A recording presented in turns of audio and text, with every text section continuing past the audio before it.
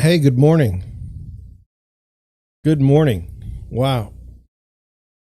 How are you this morning?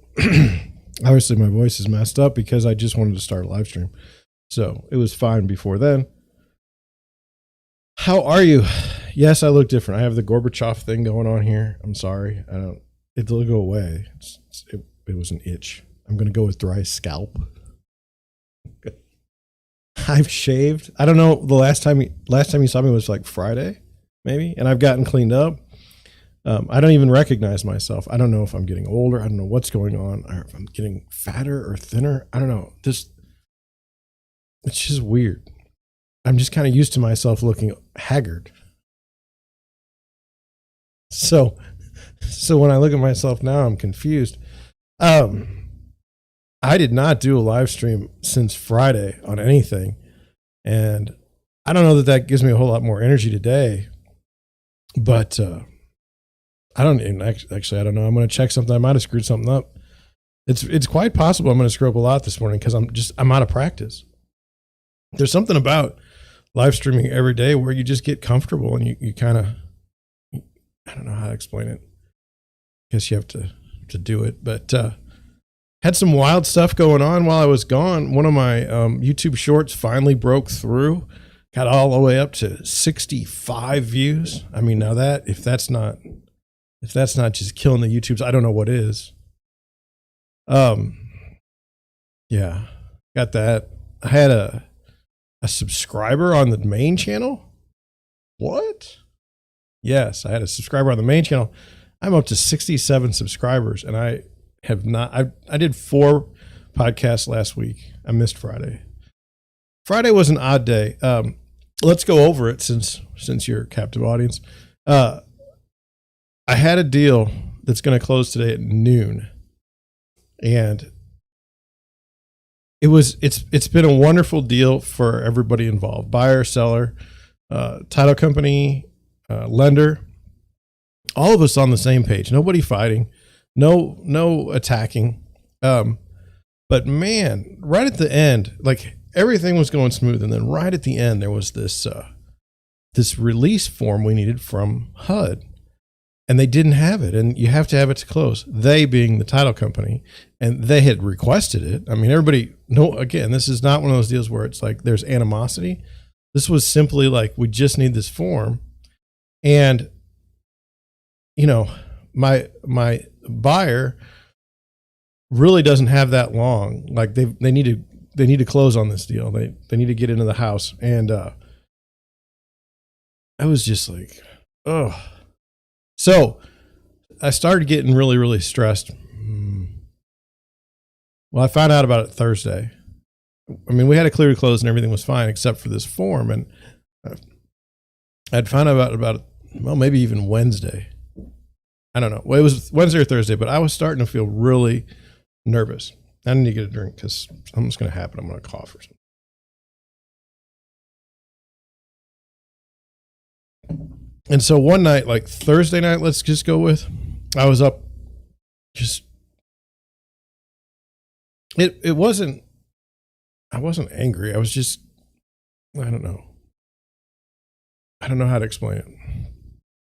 I was like, nervous. Let's go with nervous.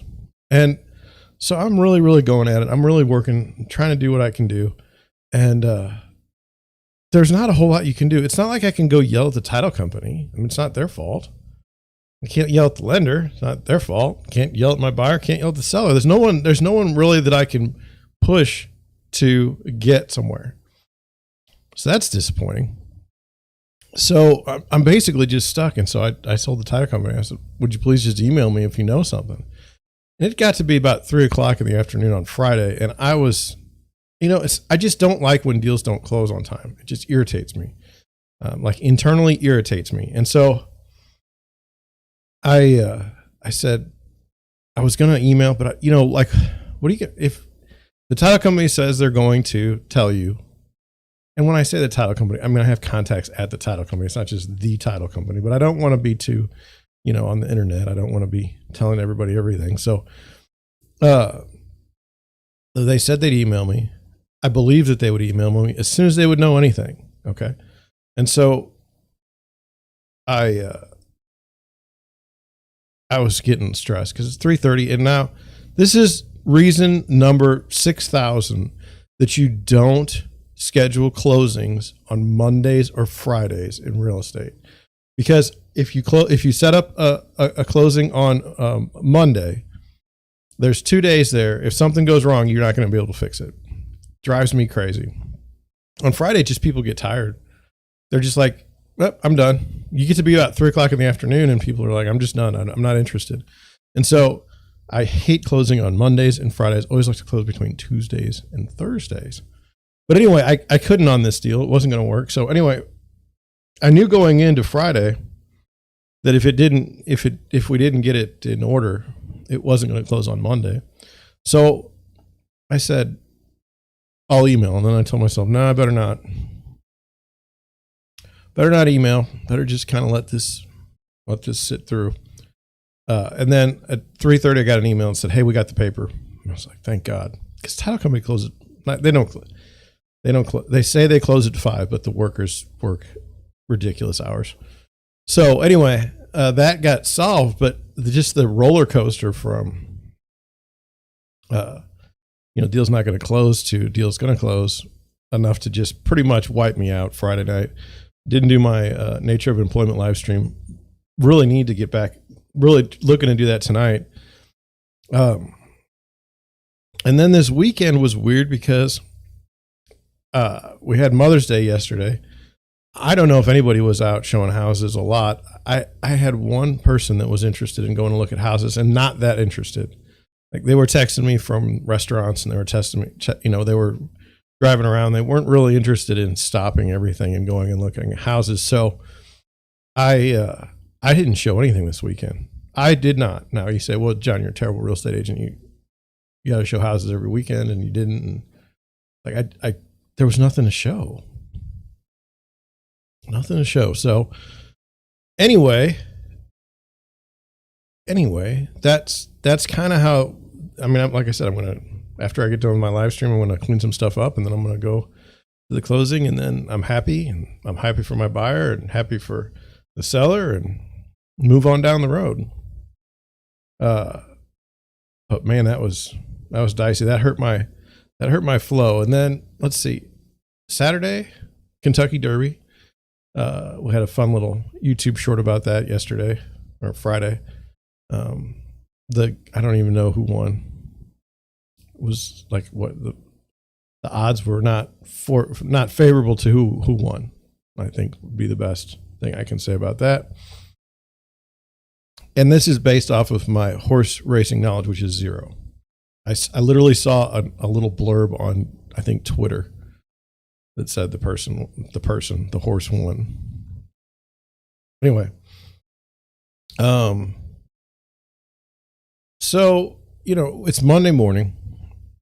It's like the start of the week for me. I'm not really beat up like I have been, It's tough, man. And I don't know if you can tell, but like there's a lot of weight off my shoulders. It's been a rough, week and a half there, just getting stuff done, producing. What I'll do today is after I get done with, I have 4 things that just must be done today. I don't have a choice. And then after that, I plan on reaching back out to all my buyers and just, hey, how you doing? Because people get kind of, I don't know, sad. They kind of start looking at houses and they stop, and they start looking at houses and they stop. And it just seems like everybody decided to stop last weekend. Does that mean anything for the greater housing market? I don't know. I have no idea. But I did want to put it out there. So anyway, I hope you are good where you are. I hope that if you're watching this video, a year from now, that you would consider subscribing if you like the live stream content. Even be better if you come into the live stream on the morning. Because I'd love to banter about and chat while I'm doing the show. I think it'd be fun. Very seldom get anybody in the chat though, and we need 1,000 people in the chat to make it interesting. No, actually, we don't. We need 5. I guess I don't know. Maybe it'd be bad. Maybe they'd be like, I don't like your show. I hate you. But at least they'd be subscribers. Better than this. Just saying. So let's, I guess, get into things. We're going to have a short show today. I don't think so. We're 10 minutes in, and I think I got enough we can go. But I just can't believe how much better I feel. Like I feel good. I would just wonder what tomorrow is going to bring. There was a day this week where I could hardly say a word. I was just like done. Just had nothing more to say. Anyway, let's get to it. This was on Google search trends. Do you know where Lake Mead is? I don't. I think it's in Las Vegas. And I think we will go to this article here. Here we go. It says, more human remains discovered at Lake Mead days after body found in barrel. Water levels at Lake Mead, the nation's largest reservoir, have hit historic lows and reached below an intake valve that first began supplying Nevada customers in 1971. Okay. And I think this is in Las Vegas. I mean, I'm not that dumb. It says new human remains were found in Lake Mead in Nevada over the weekend, days after a decomposed body was found in a metal barrel at the lake's shrinking shoreline. Now, here's what I've seen a little bit about this, and my question is why, if we're finding bodies in a lake in Las Vegas due to like receding waters, not like my hairline, which is already gone, what's keeping us from like kind of searching the lake more often and getting the other bodies out of the lake? I mean, why do we just wait until the water goes down? It seems like we're not trying too hard to get bodies. Anyway, a witness reported seeing human skeletal remains at Colville Bay within the Lake Mead National Recreation Area at 2 p.m. local time on Saturday. Park rangers responded and set a perimeter to recover the remains. The Clark County Medical Examiner Office will determine the cause of death. The investigation is ongoing. The discovery comes nearly a week after remains were found in a barrel at Lake Mead on May 1st, exposed by receding water levels. So anybody that thinks it's like, oh, that's only in movies, well, it's clearly not only in movies, because there is one. It says, the victim was believed to have been killed between the mid-1970s and the early 80s based on clothing and footwear the victim was found with, the Las Vegas Metropolitan Police Department said in a statement at the time. We believe this is a homicide as a result of a gunshot wound. So that victim was also pending identification and cause of death information by the Clark County Medical Examiner. Water levels at Lake Mead, the nation's largest reservoir, have hit historic lows and in April reached below an intake valve that first began supplying Nevada customers in 1971. Lake Mead and Lake Powell upstream are the largest human-made reservoirs in the U.S., part of a system that provides water to more than 40 million people, tribes, agriculture, and industry in Arizona, California, Colorado, Nevada, New Mexico, Utah, and Wyoming, and across the southern border in Mexico, according to the Associated Press. Well, I mean, let's do the clicking, right? Because let's learn more about it, eh? Because, you know, I just did what you're supposed to do on Google. I literally just clicked on an internal link in an article. So what's this going on with Lake Mead's water level? It says in the top, it says Lake Mead's water level drops to lowest point in history. Declining water levels in the nation's largest reservoir are the result of ongoing drought and growing water demands across the southwestern U.S. Well, that's not good. That's not good. You're going to need water. I mean, again, I'm not a rocket scientist here, but I mean, you need water. You got a lake. I mean, how are these people going to live without water? Well, let's find out. It says water levels at Lake Mead, the nation's largest reservoir. Well, we just read that, so why do we need to do it? Adding to concerns about water supply in the western United States remains in the grips of a mega drought. Lake Mead was created on the Colorado River along the Arizona-Nevada border when the Hoover Dam was built in the early 1930s and supplies water to millions of people across Arizona, Nevada, California, and parts of Mexico. Now, it doesn't say the people, tribes, and everything else like we saw in the other article. I just thought that was interesting. The U.S. Bureau of Reclamation confirmed on Thursday that the reservoir's water level hit a historic low elevation of 1,071.53 feet above sea level. This is the lowest that the reservoir has been since it filled in 1937. Patricia Aaron, a spokesperson for the Bureau of Reclamation, told NBC News. Does anybody find it ironic that it's the Bureau of Reclamation, but it's a lake that took up a whole bunch of land, like man-made? I don't know. It says, she added that the lake means elevation will likely continue to drop until November when the agricultural season ends.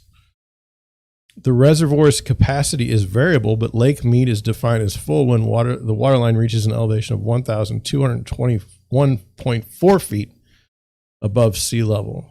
At its current elevation, Lake Mead is roughly 36% capacity. Well, this isn't good.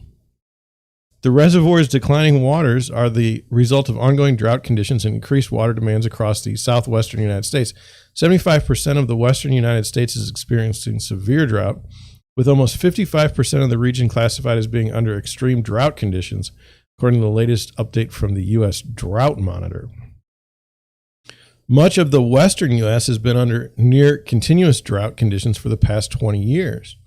Science, I mean, at what point is it not just normal? If it's been 20 years, I mean, at some point do we just have to say, well, this is how the weather is here? Now, don't at me. I just a little confused by this. It says, scientists have said that a human-caused climate change is exacerbating the situation by increasing temperatures, reducing the volume of snowpack, and altering precipitation patterns. Okay, let's not get into that one. Lake Mead and the Hoover Dam provide critical water supplies and electricity to southwestern states. Officials are closely monitoring the situation to determine if states will need to implement additional water conservation measures, like 2 weeks of not using water, flatten the curve. In August, we'll make a determination on whether to declare a shortage in the lower basin, added that such a declaration is likely. That would be for the year 2022. It would mean reduced water deliveries to Arizona, Nevada, and the Republic of Mexico. I mean, I don't even know what to say. Anything I would say would be probably wrong. Wrong thing. And I don't want to do that. I don't want to do the wrong thing. So we're just going to let it go. We'll let you figure out what should be done. We should make it rain. Okay. So let's get on to this article here. I got a mess. Can you see? Okay. I'm on the Deerwood Realty website because we're going to look at rates. Last week, they moved the Fed funds rate up 50 basis points. What did it do to mortgages? Well, it made those rise as well. Now we're at 30-year fixed rate is 5.64%. That's up to 0.02 points, which is basically 2 basis points from Friday. Not good. Not great. 30-year fixed. Not good. This is the graph. Anytime like you see a graph at like a 45-degree angle, normally not good. What does that mean? Well, it means this. Like, so say you can afford a $200,000 house at 2%. Well, let's say 3%, because I liked rates at 3%, really, I liked them in a way for buyers. I didn't like them as sellers because the rates were just like, yikes. It's causing like severe inflation in the housing market. But anyway, I liked them at 3. And let's just say that somebody could afford a house at like 150, be a pretty decent house. Now, here's what happened at the 3% rate recently. At the 3% rate, all of a sudden, like we could afford, this is going to be a really bizarre explanation, and in the sense that it's going to be rambling. Okay, at 3%, At 3%, I can afford a $150,000 house. No problem. Okay. So then the sellers say, well, you can afford this house at 150. Why not 160? Why not 170? Why not 180?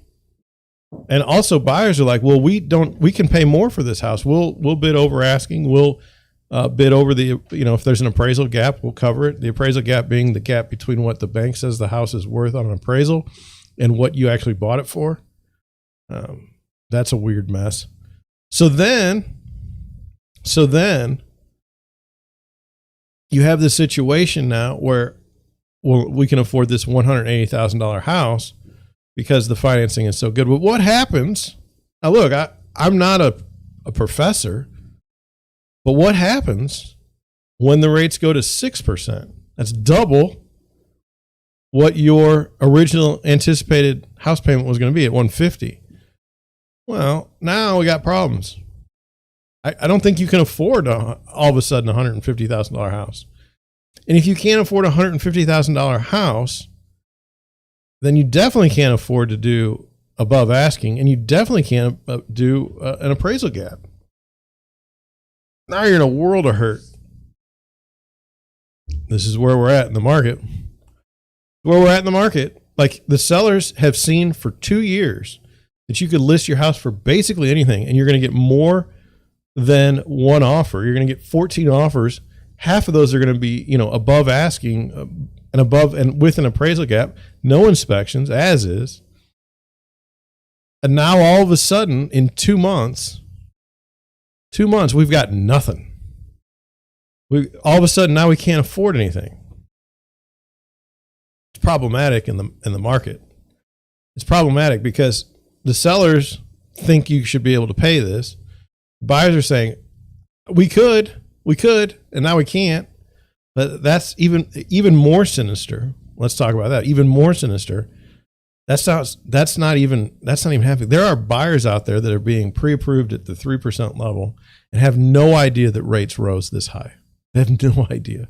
And so they go with their agent. Their agent may be a bit on the slow side. They go and they write an offer and they actually get a house. They've paid above asking, appraisal gap. They'll cover proof of that. Way over it. Now what? So they go and they get their loan. They go try to get the loan. The loan officer says, here's how much it's going to cost. And you're like, oh my God, what in the world? How am I going to pay for this? I can't pay for this. I'm out. I got to get out of the contract. I got to get out. This is the problem. Now we're seeing more houses come back on the market.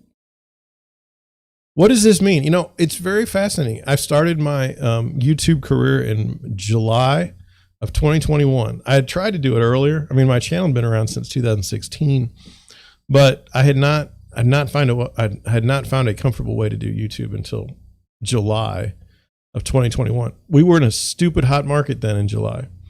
We're going to be in an interesting market going forward. What is that going to do with my shows? What is that going to do with my content?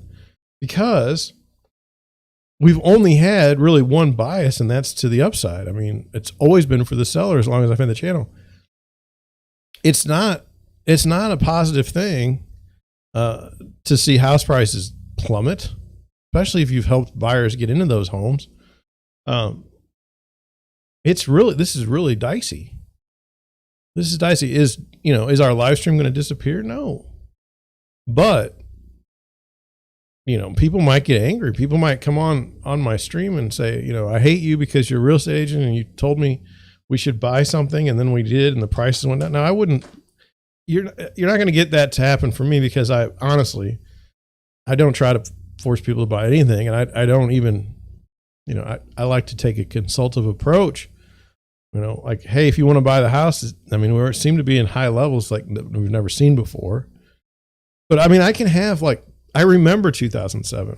I remember the backlash to agents. They all hated agents.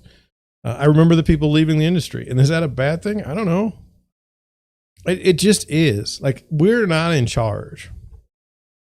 I'm not in charge of anything in the market. The market share my company takes up is less than 0.000000001. mean, I'm not doing anything in the market that's going to solve this issue. And so it's like, meh. Like you say, well, John, your business could suffer. Well, let me tell you something. 2021 was terrible. That's what caused me to get on YouTube. I was like, this is, I need to do different marketing because this is, now, did that work? No, don't kid yourself. That also went poorly.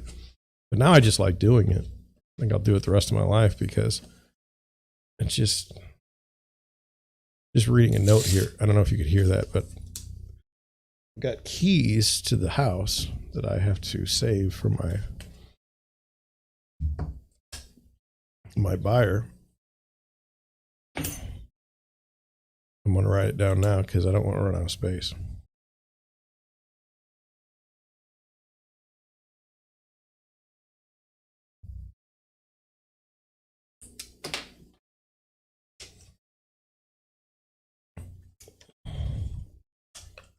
So, what was I saying? Yeah, I'm a little nervous because I don't think my business will be impacted too badly because, again, I'm not one of those people that's out there just telling you to buy a house at a stupid level, like the turn and burn mentality. That's not how my real estate brokerage works. So I'm not really that worried about it. But some people, here's where it's, I don't know how to explain this. Agents get hurt when they spend more money than they make. Okay. There's two ways you get hurt. You don't get any houses to sell.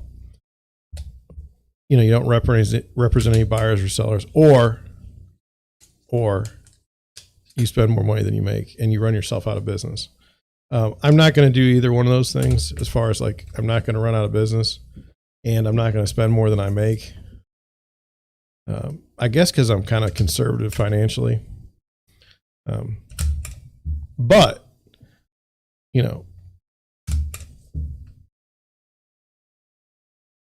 some agents are going to eat it, and I don't wish that on them, but it's going to happen.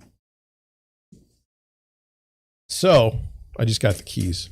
I don't know if you can see. I don't want to advertise I don't even know. Maybe you could see what the street was there. Maybe I bungled it. But anyway, it almost slipped out, so I put another staple in it. Anyway, am I worried? No. Just can't spend a bunch of money on stupid marketing that doesn't work. And other people can. So, with that being said, I think I'll move on. So rates going up is bad. Rates are supposed to continue to go up. At least the Fed funds rate is supposed to go up. We talked about this, over time. Doesn't necessarily mean that we're going to lose on. It doesn't mean we're going to lose on the mortgages. We don't know what the rates are due. They don't move 1-to-1 basically. Anyway, that's where I'm at on that. Outstanding job. Now let's go into, I had this all messed up. I almost really screwed things up. Let's go into properties for sale in Tucson, Arizona. Okay, let's do that. Now I've been looking at these houses for a while. Let's go to the top. These are just pieces of land. $8 million for a 1.25 acre lot. $6.7 million for a 4.31 acre lot. This house here is 87 acres. But the house itself isn't where I'm at. So we're going to kind of avoid that. So then we're going to go, I don't know. Let's look and see. If it's messed up, I'm going to get out of it. It's been on the market 156 days. It's a single family house with a 2-car garage. Let's look at the details. Something will tell us. Yeah, I'm not reading that. I'm not doing it. Here's what happened is there was like these casitas. There's 4 of them. And then that's how they're doing the square footage. Okay. And it's cool. I mean, it went up for sale in 2021 in December. And I have no problem with it. It's just, it's not really like a luxury home. It's like many homes. So I'm not doing that. So the first one that I saw that's not new construction or anything else is this one here for 6.5 million. I don't know that I've seen it before. We'll just take a look. There's 50 pictures, 10 bedrooms, 12 baths, 15,000 square foot on a four and a third acre lot. Let's go with that. It's been on the market for 326 days, so it's likely that I've seen it before. 5-car garage built in 1937. The property history, I mean, it hasn't had a good run. It's been listed since like 2021. Well, 2020. It's been listed since 2020 off and on. Okay. So I'm not real thrilled about that. The property details, I mean, it's big and I don't really want to read those. So let's just take a look. Let's see how it looks. I mean, you know, is it going to be the best house in the world? I don't know. But I mean, it is what it is. So let's get going here. So I like I don't know. See, first off, is this the front of the house or the back of the house? And does it matter? Well, I mean, I don't know. It's beautiful. This doesn't give me any insight into that either. Now, is this the front? Could be. I mean, I don't know. I mean, it must be the front. And then you can drive through that. Like, that's pretty cool. With this covered space, it makes it like it doesn't look really good for like curb appeal. So that might be why the agent decided to, take a picture of the backyard first. It has a pool and it's got beautiful color. I could do without that creepy stuff there.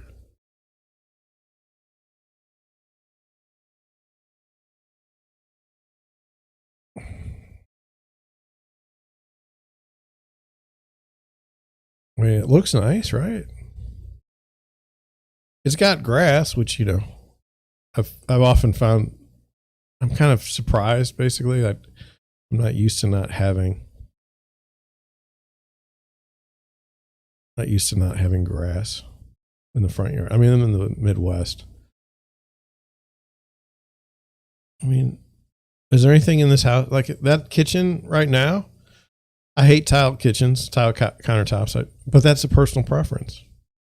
It doesn't look very big either from this view. A lot of tile in the house, eh?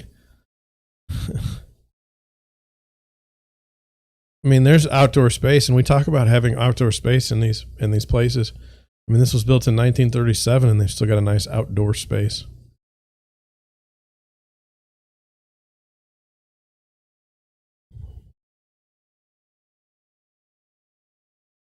So, by the way, if you're a real estate agent and you just do exclusive luxury listings somewhere in the United States, you reach out to me, please, because I'd love to have you on.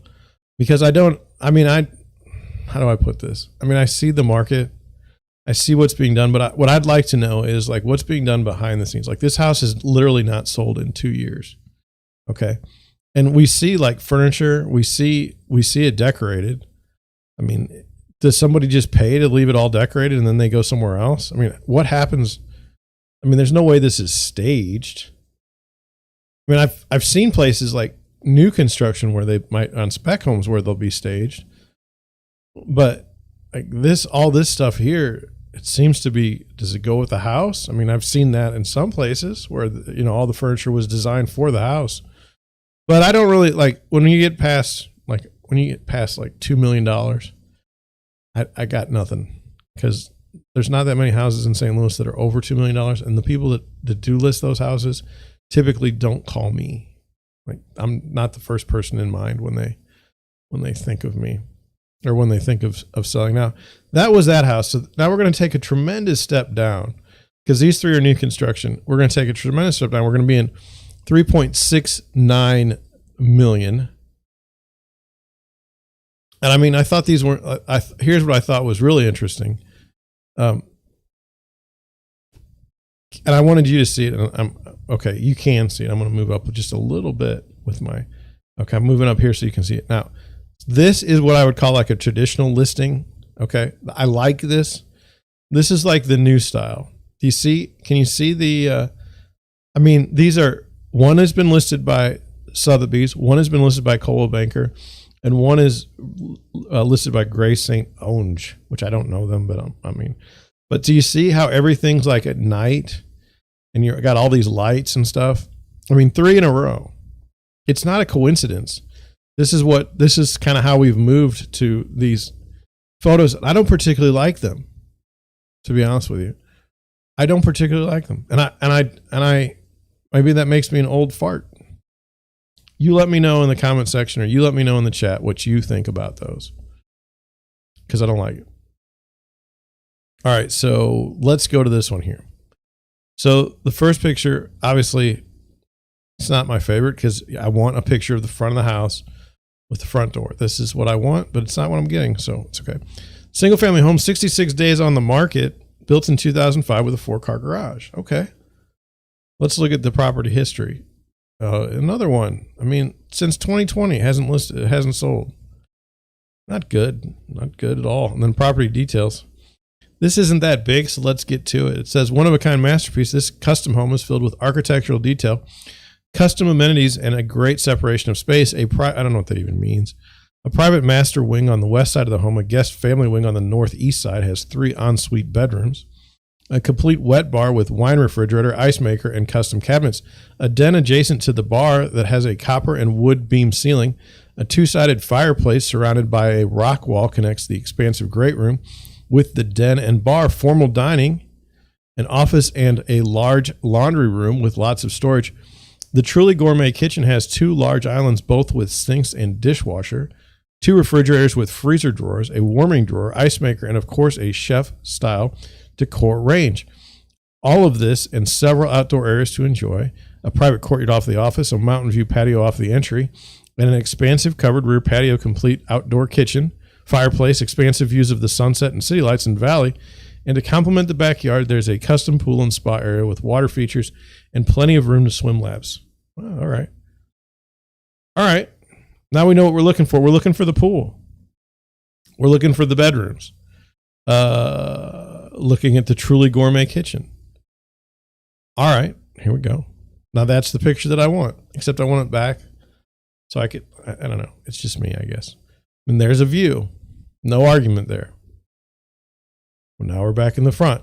Now we're going to go inside. Now we're inside. Now look, this is smart. I'm taking a picture of the front of the house. Now we got on the front door, and now to the right, to the center, and to the left. Gives us an idea of where we're going. Now we're still in the same room. We're just looking at the light fixture. I'm not really into the details like that. I'd put those at the end of the listing, but that's just me. Okay, so now we're in this room. Same picture of the room, same picture of the room. 3 now. Now we're in the kitchen, the expansive gourmet kitchen. Boy, you know, just between you and me, I don't know what the definition of a gourmet kitchen is. I saw something some time ago where it's like the best kitchens have the biggest range hoods. I don't know if that's true. I think it's funny because now I look at range hoods all the time and like this to me is like, it could be gourmet. It's weird. Then you've got, I think that's a granite countertop. So, okay. And 2 pictures of the same room. All right. There's an office with a roll top desk. I haven't seen a roll top desk in a while. Odd steps. You're going to step onto the table to get onto the bed. I just saw it. I'm not upset. So this is interesting. Oh.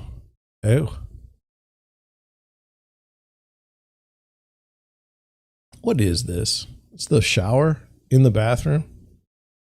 All right. You say so. There's closets. It's kind of an odd thing. Like, whose clothes are these? Like, they just left them?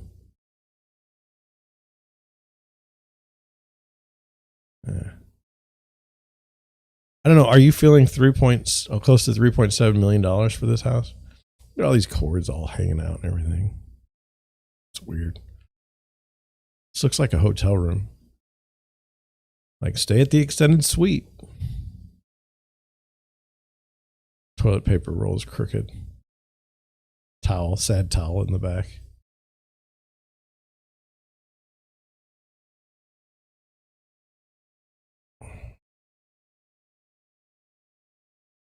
I mean, I'm good because they're trying to show you, like, not just the house, but the view. I'm okay with that. There's a little outdoor space. I think those are cool. I would like more outdoor spaces.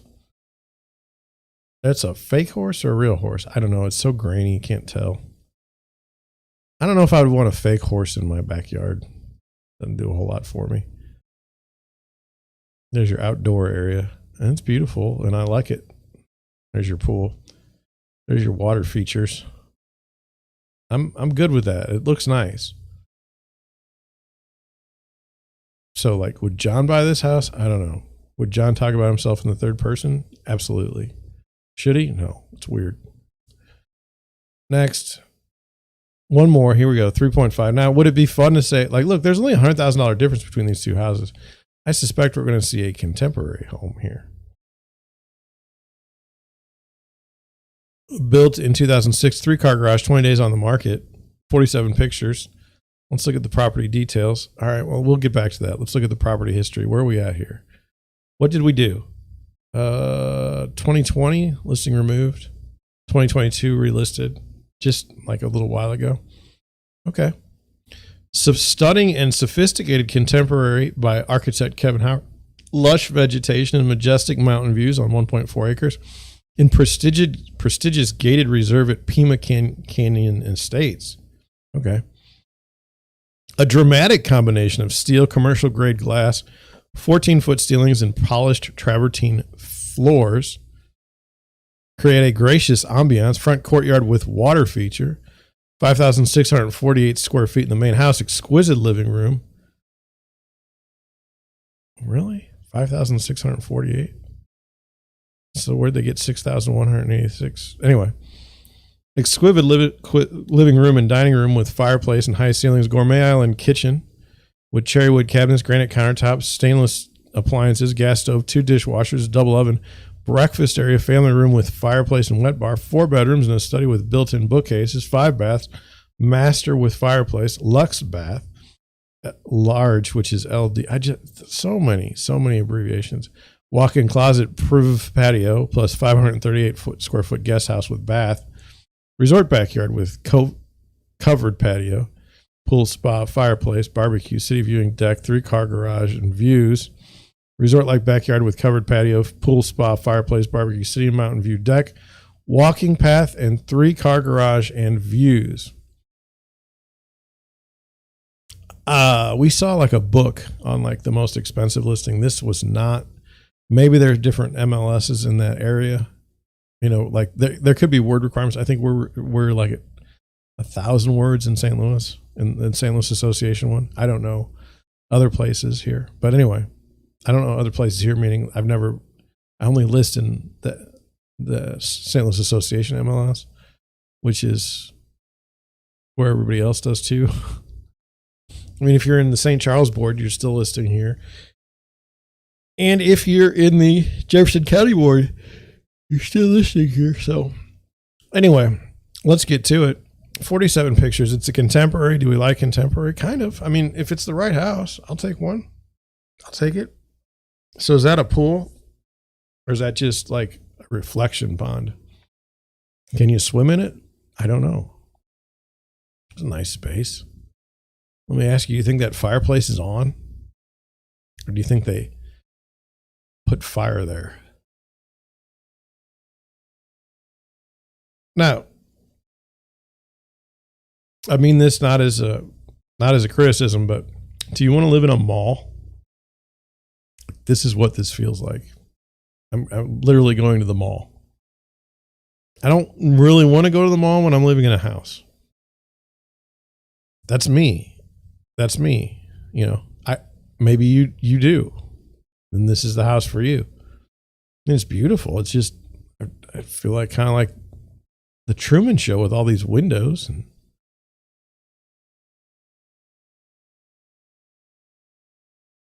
contemporary architecture to me is like, look at me, I can do curves. And it's like, great. I know that sounds weird, but that's kind of where I'm at.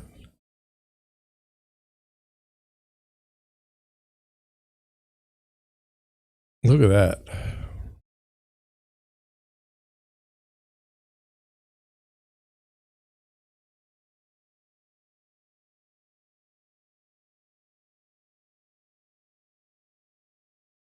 It's sad. I think houses with nothing in the closets is kind of like sad. Now I know why this is like this. Your bathroom's literally right there, and there were no shades. So I mean, that's giving you your privacy. Now this room doesn't look very big.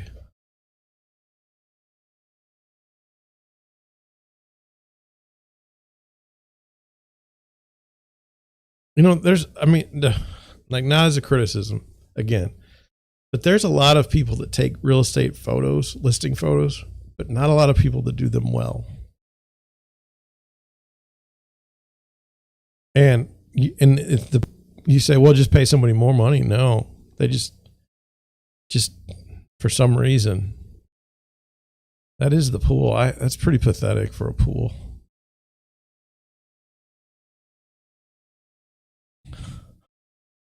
I like the outdoor space and everything. It's just, I'd also like the pool to be, big.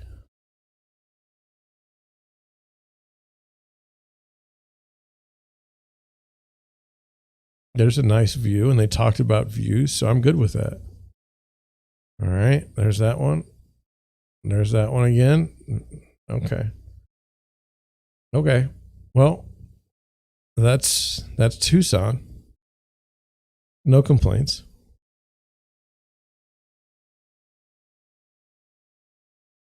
Gonna go ahead and continue now. This is an interesting article to me. It's on Reuters. I'm doing very bad transitions this morning. I don't know if I need to practice or something. Anyway, let's get to it. It says NYSE owner ICE to buy Black Knight in $13.1 billion deal. So what is this about? This happened on May 4th. Why am I just getting to it now? I don't remember. It says the New York Stock Exchange parent Intercontinental Exchange said on Wednesday it will acquire Black Knight in a deal valuing the mortgage lending software and data analytics firm at $13.1 billion. I'm just going to go with ICE. ICE's cash and stock offer of $85 per share is a premium of nearly 34% to Black Knight's close on Tuesday. The deal's enterprise value is about $16 million. The company said they expect the transaction to close. The deal's enterprise value is about $16 billion. The company said they expect the transaction to close in the first half of 2023.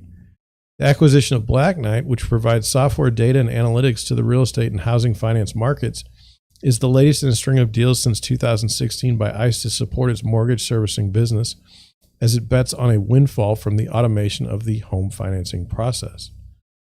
ICE announced a deal to buy Ellie Mae, a cloud-based platform that supports all aspects of mortgage origination, for $11 billion in August of 2020. That followed a $335 million deal for Simple File in 2019 and the acquisition of MERS. I'm going MERS, I don't know what it is, which ICE took a majority stake in 2016 and bought outright in 2018.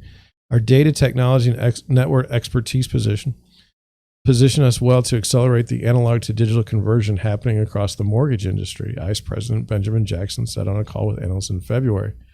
While ICE is better known for a stock and futures exchanges, its mortgage technology division brought in $1.4 billion in 2021, accounting for about 20% of the Atlanta-based company's consolidated revenue, less transaction-based expenses. Shares of ICE closed down 4% at $109.86 on Wednesday, while Black Knight shares closed up 14.5% at 72.84. What are we to make of this? And that's kind of why I did the article. What are we to make of this? Now, let's this is for me for a historical perspective, but maybe not relevant to this. I make fun of better.com quite a bit because maybe they deserve it. It's the classic example of the Wall Street darling that they fund, and it sounds like a good story, but it's not any different than any other story. And then the guy that's running the show just treats his employees like dogs. Not good. Not a good way to go. Doesn't make money. Just not a good business. And now they're laying off people, okay, in the mortgage industry now. The hottest hottest sales market we've ever had. And you're laying off people and can't make it? It's not good. Not good. And so then you've got this. Now, again, are we at the top of do things get more ridiculous at the top of a market than at the bottom? It seems like we've got to be getting close to the top.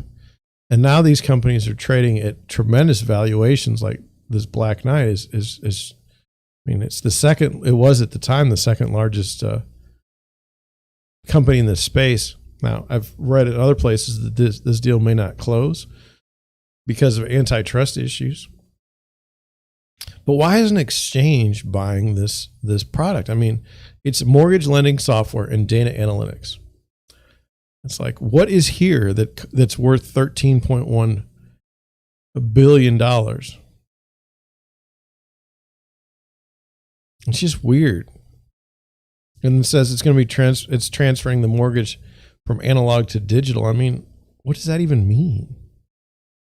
See, I think that's why this didn't get as much like news as it probably should have. But most people don't know what they even like. I don't even know what they do. What your mortgage lending software and data analytics, like what do you have to do like that we haven't done already? Not as a complaint. I mean, just why? Like, I don't get it. I mean, look, they've got $13 billion, right? A valuation of $13 billion. I mean, okay. You can see the company that, you know, it's 20% of their business is the mortgage, you know, where's that? The mortgage origination space. 20% of their revenues. $1.4 billion. I mean, I see why they bought it. What I'm saying is I thought that this should get more play than it did in the media. And I think it's because it's complicated and we don't really understand it. There's no easy way to explain it. And so, anyway, that's what I have for you on that. Let's just pay attention to it. It's, you know, if there's problems down the road in the mortgage analytics and software space, I mean, it's probably going to be behind ICE because they've got, you know, if they own this company, they'll significantly be, you know, well positioned in that marketplace. I don't know. Moving on. Thought this was an interesting article. I just want to check the chat. I don't even know why at this point. It says chief economist for the National Association of Realtors predicts uncertainty for housing market. Now, first of all, I don't even know why I'm in May 5th and I should have more information out there than this. I don't know what's going on. This is the 9th. I just don't know. I got to do a better job on some things. Like I'm just putting it out there. It says 2 years after enduring the devastating financial impacts of COVID, the U.S. economy has made an impressive comeback. I don't even know why I said it that way. In large part due to a booming housing market. I don't know. I don't agree with the first sentence. But anyway, as Lawrence Yoon, chief economist for the National Association of Realtors, explains, there are significant questions regarding the sector's direction over the upcoming months. You know what? Honestly, we're on a day-to-day basis. Each one of us wakes up in the morning and we go about doing our thing. There's no consistency in understanding the world around us. I'm pretty sure that most of us didn't see a war between Russia and Ukraine dominating our own domestic policy. I didn't. And then we just go down the list of things that are occurring that I didn't see coming. But anyway, let's continue. Housing kept the economy afloat as home prices rose and buyer demand intensified. However, this year has already thrown some curveballs, including record low inventory and unyielding inflation. While housing supply appears to be on the upswing as builders increasingly construct new homes, Yoon expects inflation to persist and in turn cause strain for would-be buyers. Additionally, other external economic factors will negatively impact the market both indirectly and directly. From soaring food prices to record gas costs, Yoon said the Russia-Ukraine war has contributed to further housing unaffordability for buyers. Thank you for that pop-up right when I'm reading. Let me just check and make sure. Yes, I was just checking something. He said that a more immediate impact for home seekers has been the rapid increase of mortgage rates along with other anti-inflationary actions from the Federal Reserve. I don't agree with that. The gas prices and soaring food costs are, to me, significant, at least as significant as the rise of mortgage rates. Mortgages now, compared to just a few months ago, are costing more money for home buyers. For a medium-priced home, the price difference is $300 to $400 per month, which is a hefty toll for a working family. Explain to me a non-working family. Like, tell me who that is. And then, like, do we really care about those people at this point? Yeah. National Association of Realtors calculates purchasing a home is now 55% more expensive than it was a year ago. Rising mortgage rates and prices hurt affordability. And although wages are improving, Yoon says they are wiped away due to inflation. Yeah, absolutely. Wages have risen by 6% from a year ago, and that's good news. But inflation is at 8.5%. He estimates inflation will remain elevated for the next several months, and the market will see further monetary policy tightening through a series of rate hikes. Citing a 5-month decline in pending home sales, which, again, to me is not exactly true because we had no houses. There's no inventory. If we would have had a couple, million houses or something, or a couple 100,000, your numbers would be a lot better. As well as a drop in newly constructed single-family sales, Yoon predicts the higher mortgage rates will slow the housing market. The record low rates of 2021 are gone, with rates above 5% becoming standard. There's no question. I mean, I just showed you that earlier today. While a lower rate can make paying off a mortgage more affordable, it can be difficult to picture how much a higher rate can impact payments for new buyers. What does that even mean? While a lower rate can make paying off a mortgage more affordable, it can be difficult to picture how much a higher rate can impact payments for new buyers. No, it's not. Not difficult at all. And then while a lower rate can make paying off, people aren't paying off their mortgage. That's not why they're looking for a lower rate. They're looking to buy the biggest house they possibly can for the lowest amount of money. And they're not looking to pay it off. I'm just saying for the most part, and I'm saying for the buyers that I have seen in the marketplace for the last 20 years, no one's looking to pay off their mortgage. I'm not saying that's the right move. Maybe you should. But no one's saying, because we have low rates, we can pay off our mortgage. They're saying, we have low rates so I can buy a bigger house. I can get more for my money. With that in mind, the online loan marketplace and used data from LendingTree users to put a dollar amount on how rising rates can affect the cost of a mortgage. Specifically, we calculated the difference between average monthly mortgage payments on a 30-year fixed rate loans in each state based on the average APRs in January and April. We found rising APRs could potentially cost new borrowers across the U.S. hundreds of dollars a month, or more than $100,000 over the lifetime of the loans. A 30-year fixed-rate mortgage have increased by an average of 1.46 percentage points across all 50 states since January. Okay.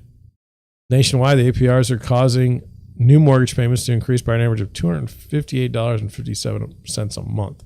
Yes. To put that figure, where did these words come from, like that I make up? To put that figure into perspective, that monthly increase amounts to an average of $3 million. Jesus. I'm losing it. $3,102.82 in extra costs each year, and an average of $93,084.60 in extra costs over the lifetime of a 30-year loan. Mortgage payments increased the least in Ohio, West Virginia, and Kentucky, owing to relatively low loan amounts. I don't care. I don't care where the mortgage payments increase. I mean, they're going to increase everywhere. This person says that while rising rates won't hurt most borrowers who currently have a fixed rate mortgage aren't planning on selling. That's right. They could affect those who haven't yet bought a home. For example, if the APRs were to rise to another 50 basis points by year's end, monthly mortgage payments across the country would increase by an average of $93 a month, even if loan amounts stayed the same. This extra cost could make it even more difficult for some would-be buyers to navigate what will be probably remain a pricey housing market. It won't. If people need to sell and no one can buy the house, it has to come down in price. Of course, there's no guarantee that rates will rise that high by the time 2023 arrives. And even if they did, it wouldn't necessarily be all bad news. After all, higher rates should result in less demand from home buyers, which could, if nothing else, mean that those who decide to buy a home won't likely to be dealing with the hassles like incredibly tough home price negotiations and extremely limited housing inventory. Well, there's no negotiation in home prices at this point. You literally put in an offer, okay? And you give the seller everything that they would possibly want, and then you hope they pick your offer over the 15 others. There's no negotiations at all. None. It's not even, I mean, for it to be a negotiation, there has to be some sort of, two sides to it. This is just, here, take my money. Oh, that's not enough? Okay. Well, moving on. Regardless of what the future holds, it's clear that rising rates have already made buying a home more expensive. That's right. Fortunately, that doesn't mean home buying is an impossible feat, and with proper planning, purchasing a house could still be a great option for many people. Though rates are quickly rising, there are still a few ways for borrowers to get a potentially lower APR on their mortgage. Shop around for a mortgage, sure. Work on your credit, sure. Consider a mortgage with a shorter term. Shorter-term loans often come with lower rates than their long-term counterparts. For example, borrowers with excellent credit can typically expect to receive a rate on a 15-year fixed-rate mortgage that's more than 50 basis points lower than what they can expect on a 30-year fixed. Though a shorter loan will typically result in higher monthly payments, bingo, it will nonetheless result in less interest paid over the lifetime of the loan. This can be worth it for those who have extra cash and don't mind a steeper housing payment. Well, that just depends on who you are and what you're thinking. Let me go here. Well, what did we learn today? We learned that Tucson, Arizona has some nice houses. No argument there. We learned that people keep finding bodies in Lake Mead, like 2 so far and maybe more. But apparently we just didn't, Lake Mead's probably a huge place and they can't just go searching for bodies every day, but it seems like there's a few there. Probably not a good thing. We learned that an exchange like the New York Stock Exchange parent company is buying mortgage servicing software on a massive scale in the billions of dollars, valued at billions of dollars. And then nobody's really paying attention, it doesn't seem. It's not getting a lot of press. And then we learned that there's uncertainty in the housing market, but there's uncertainty in everything every day. So I don't know that was very, very groundbreaking. Well, with that, I think I'm going to head on out. It's time for me to get some stuff done. Like I said, I have that closing at noon, and I want you to know that I will be here tomorrow at 9. I don't expect anything to change between now and then, other than I will have sold a house. Pretty exciting. It happens from time to time. I'm going to head out. Thank you again for watching. If you watch this 6 years from now, please subscribe. Even then, if I'm not even around, maybe I'm not even doing YouTube in 6 years. I don't know. Hit the subscribe button anyway, just to spite me. Just so you know, like, you can check the subscription at that time in 6 years. I'm at, I think, 10 subscribers right now.